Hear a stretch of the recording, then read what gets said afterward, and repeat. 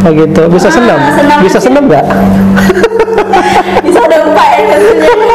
Kita harus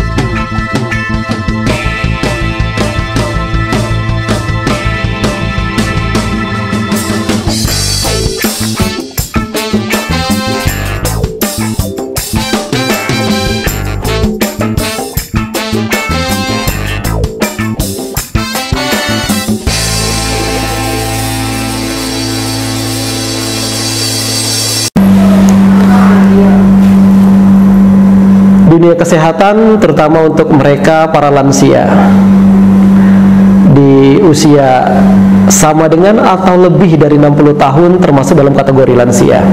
Nah, lansia ini pasti banyak sekali penyakit-penyakit degeneratif yang berada pada lansia. Tidak menutup kemungkinan kita, para anak-anak muda atau anak-anak yang bisa membantu para lansia, lebih support, lebih banyak lagi untuk membantu para lansia kita menjadi aktif di dalam melakukan aktivitasnya sehari-hari.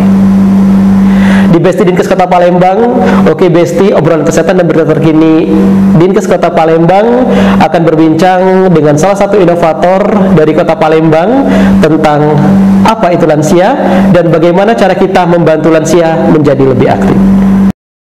Kembali bersama kami di Oke Besti, obrolan kesehatan dan berita terkini Dinkes Kota Palembang. Besti Dinkes Kota Palembang. Oke Besti. Ya, di Oke Besti saat ini sudah kedatangan inovator dari Puskesmas Sebaung, salah satu inovasi yang cukup handal ya, karena kita akan berbincang tentang bagaimana kesehatan orang lansia atau para lansia yang kita anggap mungkin lebih ekstra dalam penanganan dan perawatannya. Nah, inovasi ini adalah pelipur lara atau pelayanan paripurna lansia sejahtera. Iya, sudah kedatangan inovator, ada Mike Rahyuni, Sarjana Kesehatan Masyarakat. Sehat Besti? Sehat Besti. Iya. Kita ada Mike ya, berbincang tentang masalah pelipur lara. Pelipur lara, apa itu pelipur lara? Dari namanya aja ya Pak. Iya. Pelipur lara. Iya. Jadi kita itu memberikan pelayanan paripurna kepada lansia. Iya. Jadi kita utamakan lansia itu mendapatkan pelayanan yang terbaik di puskesmas kita gitu.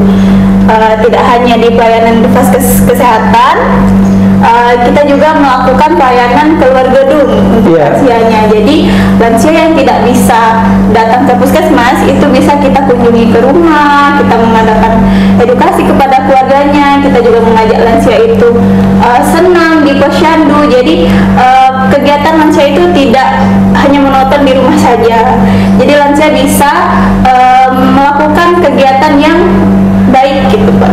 Oke, kok bisa ada ide inovasinya pelipur lara? Apakah dilihat dari jumlah angka lansia atau 10 angka terbanyak itu terdapat pada usia-usia lansia atau seperti apa? Jadi inovasi ini muncul karena kunjungan lansia di puskesmas itu Pak rendah. Jadi pada tahun 2021 hasil dari pelayanan minimal kita itu kunjungan lansia itu sangat rendah, hanya di 44,3%. Makanya kita dari Puskesmas Sebaung itu melakukan inovasi bagaimana caranya kunjungan lansia itu meningkat di Puskesmas Sebaung. Makanya kita melakukan giat lebih banyak ke luar gedung supaya kunjungan lansia itu lebih banyak ke puskesmas. Oke. Jadi awalnya memang kita mereka lansia itu sedikit berkunjung. Ya mungkin ada beberapa faktor ya, karena tidak ada pendamping. Iya. Atau mungkin apa gitu? Karena banyak di Puskesmas Sebaung itu lansianya itu penyakit degeneratif di rumah itu Pak, banyak yang hanya bisa dikunjungi di rumah. Kunjungan, jadi mereka kalian bisa turun ke lapangan, jadi mengetahui gitu ya, bagaimana kesehatan para lansia gitu ya, dengan memantau ada beberapa penyakit degeneratif terhadap lansia, misalnya ada penyakit hipertensi gitu ya, DM gitu ya. Kebanyakan Pak lansia di Puskesmas Sebaung itu penyakit stroke gitu Pak. Jadi kan mereka itu kenapa kunjungan kita jadi sedikit, karena memang susah untuk ke puskesmas. Jadi inovasi kita yang berkunjung ke rumah supaya kita dapat menjaring lansia yang tidak bisa berkunjung ke puskesmas gitu. Sebenarnya itulah tadi apa namanya ya, permasalahan kenapa kok para lansia ini kunjungannya sedikit, yaitu tadi diakibatkan karena mereka degeneratifnya adalah salah satu penyakit stroke gitu ya. Kalau sudah sakit stroke kan agak lumayan susah gitu ya untuk beraktivitas ya. Iya. Nah, kemudian apa ya? Tadi sudah dilakukan kunjungan ke lapangan. Yang terlibat siapa saja? Yang terlibat di kegiatan inovasi ini banyak ya Pak, dari lintas program maupun lintas sektoral. Dari lintas program sendiri itu dari perawat, juga promkes, gizi, dokter, bagian pemegang program kesehatan olahraga juga terlibat dalam kegiatan inovasi ini. Kalau untuk dari segi kegiatan olahraga, para lansia ini dilibatkan ketika kita posyandu lansia Pak. Kita sebelum memulai posyandu lansia itu kita mengadakan senam. Bisa senam? Bisa senam nggak? Bisa dong Pak ya, tentunya. Kita harus melakukan juga tuh, nggak hanya di kalangan muda, di kalangan lansia juga kita harus melaksanakan bermas. Lansia juga tetap sehat. Ada senam ciri khas lansia? Senam lansia? Iya. Ada ciri khasnya senam lansia? Senam jantung. Kita biasanya kalau di posyandu selalu melaksanakan senam jantung sehat. Di puskesmas mereka terlibat senam lansia atau cukup di posyandu aja? Cukup di posyandu, kita lakukan rutin tiap bulan. Jadi kalau dulu karena ini baru berjalan di 2022, di tahun 2022 itu ketika kita mau senam lansia itu Pak masih sepi. Karena baru kan Pak ya, jadi masih sepi, lansianya masih ogah-ogahan untuk ikut, ngapain capek-capek katanya itu. Tapi setelah melihat lansianya senam di posyandu itu jadi aktivitasnya lebih baik, sekarang itu posyandu lansia rame Pak. Kunjungan di posyandu lansia itu sangat rame karena mereka pengen gitu. Pengen ikut senam. Karena gimana senamnya tadi? Jadi siapa? Ada instruktur dari puskesmas. Oke. Yang tadi kunjungan di awal ditemukan senam tadi ada berapa orang? Bukan apa kunjungan lansia. Tadi kan ditemukan lansia. Tapi waktu kita ngadain senam posyandu lansia, hanya 5 orang lansia yang ikut. Sekarang udah rame Pak, udah 10 lebih yang ikut. Gitu ya. Senam di setiap posyandu.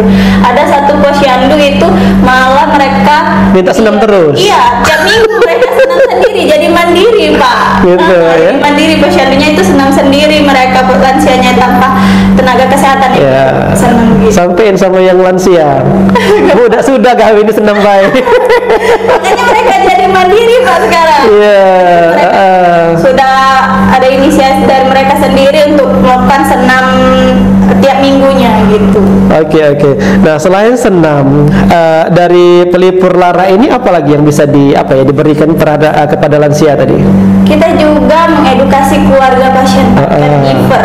Jadi selama ini setelah kita melakukan turun ke lapangan, ternyata keluarga pasien itu banyak yang kurang paham bagaimana mengurus lansia, terutama lansia yang hanya terbaring di kasur gitu ya Pak, itu kurang paham bagaimana cara mengurusnya, bagaimana cara memandikan lansia kalau dia hanya terguling, karena kan rentan ya Pak kalau sembarangan untuk menggeser-geser lansia itu. Jadi kita berikan edukasi bagaimana yang terbaik untuk mengurus lansia itu.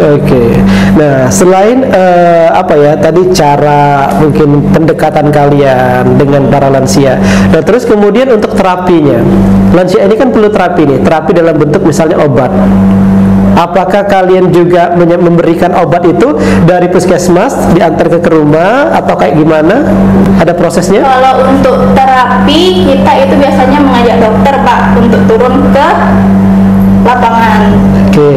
Kalau misalnya kata dokter keluarga pasien harus memberikan obat apa gitu, dokter yang menyarankan. Jadi nggak semata-mata kita membawa obat dari puskesmas Oke.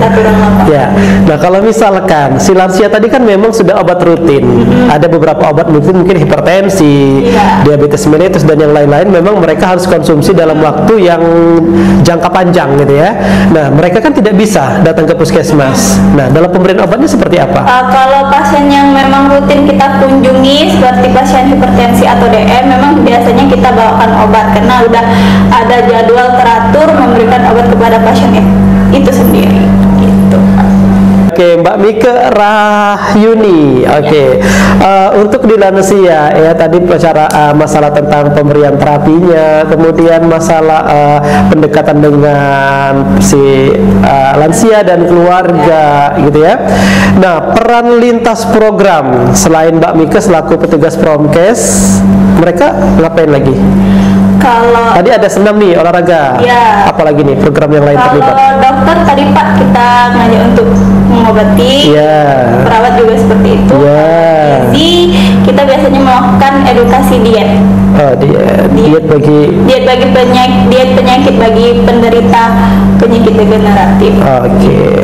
Lintas sektor terlibat di sini? Lintas sektor juga terlibat Pak pastinya. Siapa? Pak Lurah yang pasti, karena ini kan kita menyangkut ke UKBM ya Pak, ya lebih ke UKBM dan Pak RT gitu. Keterlibatan mereka seperti apa? Kalau Pak Lurah dia mendukung di Posyandu Pak. Kenapa? Posyandu didukung gitu? Iya. Nggak, lebih kegiatan di Posyandu Pak. Apa? Lurah itu lebih ke support surplusnya gitu. Iya, banyak kan CSR di wilayah kerjanya. Ya, bolehlah disampaikan. Tolong bantuannya. Oke, ya.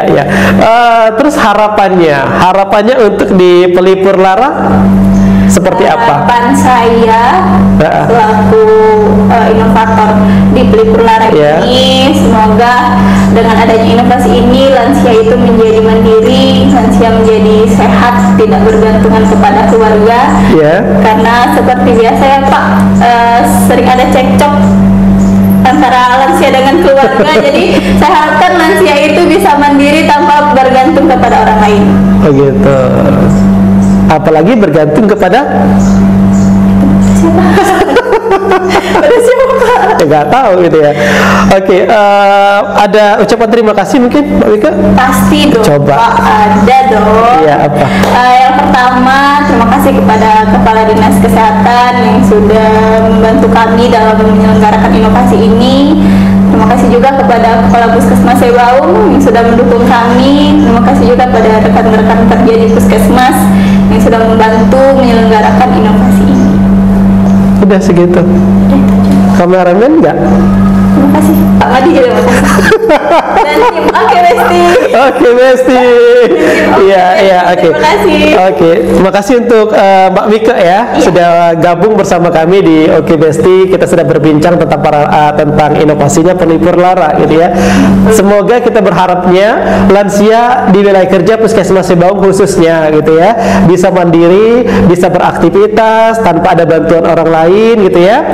Dan di masa-masa akhirnya atau di masa-masa umurnya bisa memberikan hal yang terbaik lah untuk diri sendiri dan orang di sekitarnya gitu ya. Benar nggak? Benar Pak. Iya. Oke, terima kasih untuk semuanya. Kita kembali nanti di podcast yang lainnya ya, dan inovator-inovator yang akan kita ajak berbincang di Oke Besti.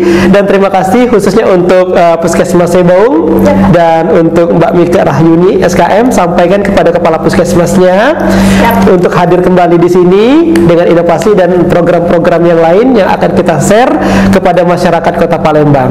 Benar ya? Oke. Untuk semuanya, Besti dan Kota Palembang, jangan lupa like, komen, subscribe, dan share. Oke, sebanyak-banyaknya. Terima kasih untuk semuanya. Sampai jumpa. Wassalamualaikum warahmatullahi wabarakatuh.